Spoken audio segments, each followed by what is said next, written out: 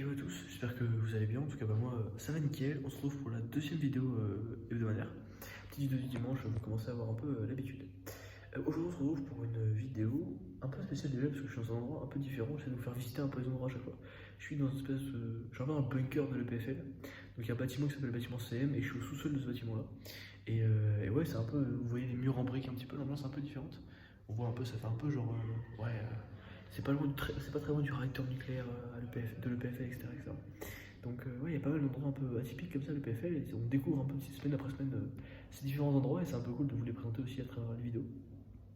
Maintenant c'est sûr qu'il y a plein de petites salles pour bosser, c'est vachement sympa. Et donc je suis souvent là pour bosser, et ça, du coup je voulais faire une petite vidéo un peu dans cet endroit-là pour vous montrer un petit peu un aspect un peu différent de l'EPFL, des couloirs qui font un peu peur, qui font un peu genre usine, un peu style usine industrielle, etc. Mais franchement c'est un petit cachet, c'est pas trop mal non plus. Alors, on va rentrer dans le vif du sujet. Aujourd'hui, je vais vous faire une vidéo sur comment est-ce que je fais pour gérer mes séries.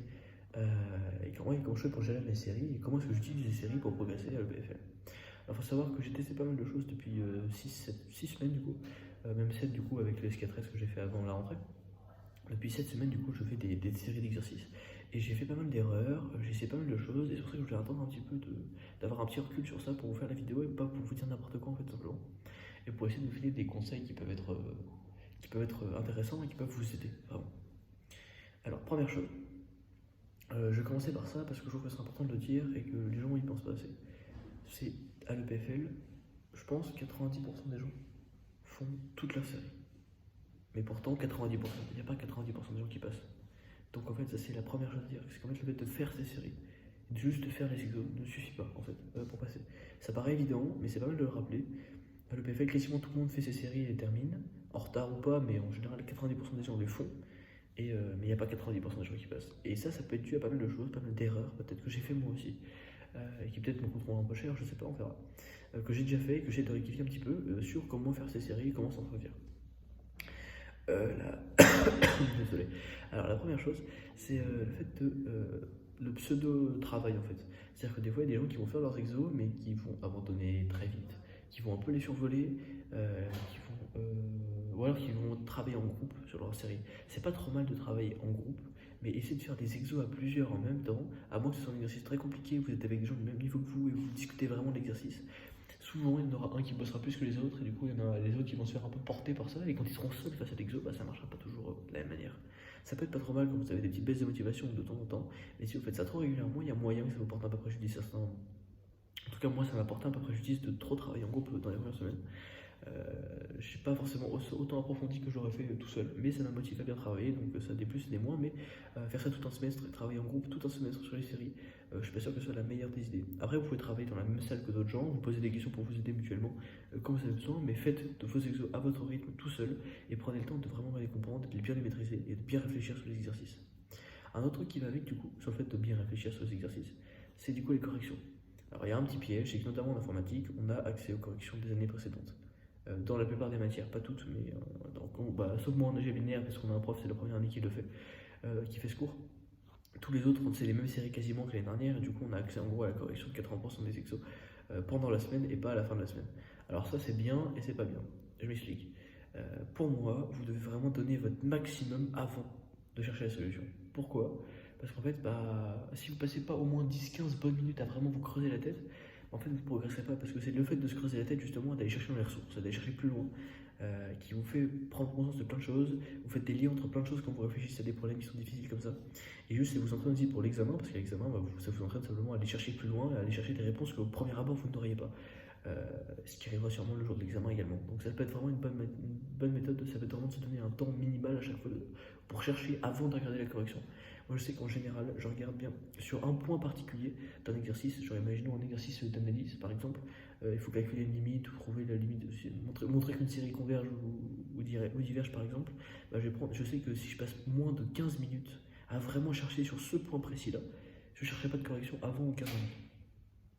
Et après, si effectivement au bout de 15 minutes, je suis toujours bloqué, j'avance pas, je trouve vraiment pas, je vais ouvrir la correction et je vais juste ne pas me spoil le résultat, juste regarder un petit tip, c'est-à-dire le début de comment est-ce qu'ils font pour me débloquer. Et après, j'y retourne et je retravaille jusqu'à trouver moi-même la solution. Et au début, vu que les exercices sont assez difficiles, on avait tendance à se dire ouais, c'est pas grave, je vais chercher la correction cette fois-ci. Et puis les fois d'après, Des fois d'après, je le ferai tout seul sur la correction. Bah alors ça, c'est pas forcément vrai parce que quand vous regardez la correction, bah même si vous le refaites directement après, rien ne vous dit que dans 2 semaines plus tard, parce que vous avez vu une fois la correction, vous vous en rappellerez. Alors que si vous le trouvez par vous-même, vous aurez bien plus de chances de le retrouver. Parce que vous avez déjà réussi à le faire en fait. Vous avez déjà réussi à être bloqué et à passer cette limite-là. Alors que si vous cherchez la correction, bah certes vous avez réussi après grâce à la correction. Mais vous aurez, je pense, moins mémorisé que si jamais vous l'avez trouvé par vous-même.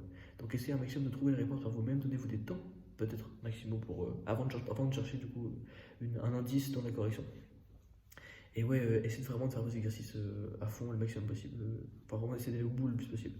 Une bonne méthode aussi, en physique notamment, parce que c'est des exercices qui sont ouverts, je trouve difficiles. Pour moi, la physique, c'est là où il y a les exercices les plus durs à faire d'un coup, d'une traite, sans se planter, sans regarder rien, ni la correction, ni rien du tout.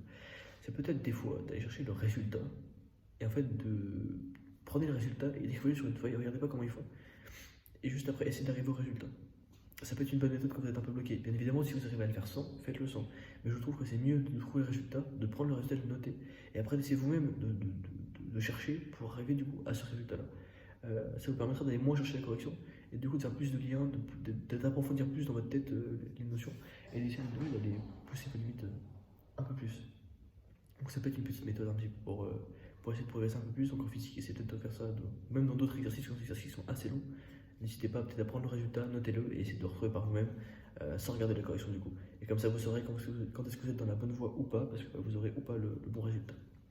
Et sinon, d'autres petites erreurs que je fais quand même, effectivement, c'est le fait de. Un peu avec le fait de pseudo-travailler, comme j'avais dit au début. C'est un peu lié à ça, tout est un peu lié à ça en fait. Parce qu'à l'examen, il faut bien se rendre compte qu'à la fin, on est jugé que sur l'examen, on n'est pas jugé sur les séries. C'est-à-dire que techniquement, on ne peut faire aucune série, et si on est bon le jour de l'examen, bah, ça passe. Bon, personne ne fait ça parce que ça passe bien évidemment pas. Si vous ne travaillez pas du semestre, vous ne pourrez pas réussir. Mais techniquement, il n'y a rien qui nous en empêche.